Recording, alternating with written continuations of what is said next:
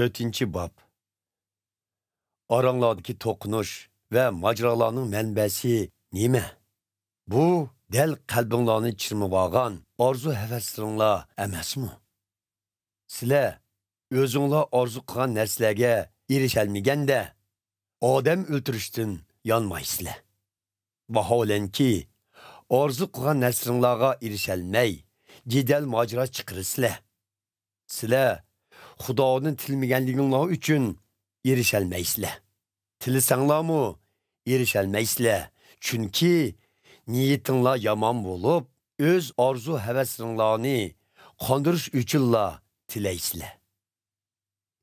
Hey Xudoga vafosizlar!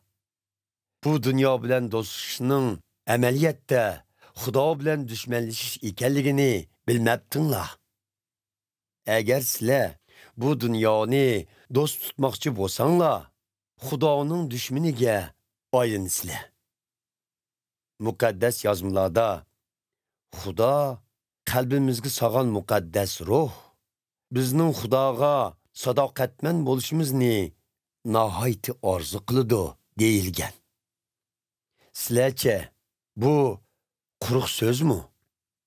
Yomon orzu havaslarimiz ustidan g'alaba qilishimiz uchun Xudo bizga ko'p kuch-qudrat berdi.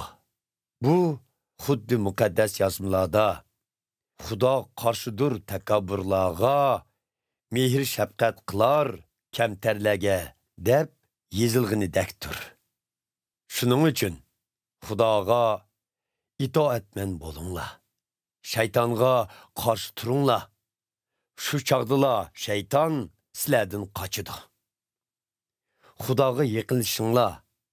Xudomu sizlarga yiqilishidi.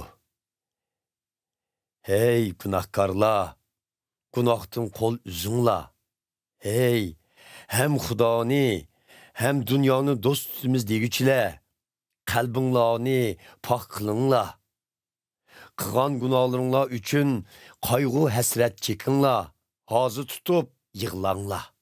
Kulkanglarni motamga, xushallig'inglarni qayg'uga aylantiringlar. Xudoning oldida o'zinglarni töven tutinglar. Shu chaqda Xudo sizlarni ustun qiladi. Qarindoshlar, bir-biringlarni so'kmanglar. Qarindishinglarni so'ksanglar yoki uning ustidan hukm qilsanglar, Xudoning bir-biringlarni so'yinglar degan qonunni so'kkan va uning ustidan hukm qilgan bo'lasizlar. Chunki sizlar Xudoning qonunining to'g'ri yoki xatoligini qaror qiladigan sotchi emassizlar. Sizlarning vazifanglar Xudoning qonuniga bo'ysunishdan iborat. Faqat Xudola qonun tuzguvchi va hukm qilguvchidir. Qutqizish va halok qilish faqat Xudoning kuch-qudratidan keladi.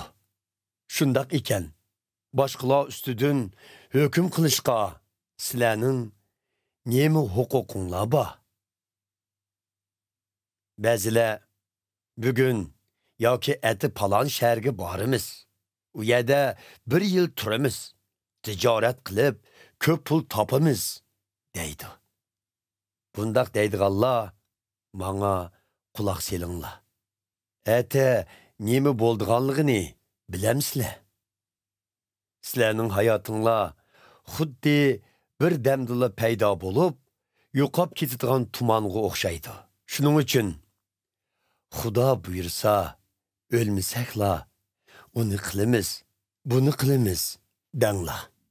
Biroq hozir sizlar o'zinglarning planlaringlardan mag'rurlik bilan maqtansizlar. Bunda qilish to'g'ri emas. Esinglarda tutinglarki, qilishga tegishlik yaxshi ishni bilib turib qilmaganlar gunoh qilgan bo'ladi.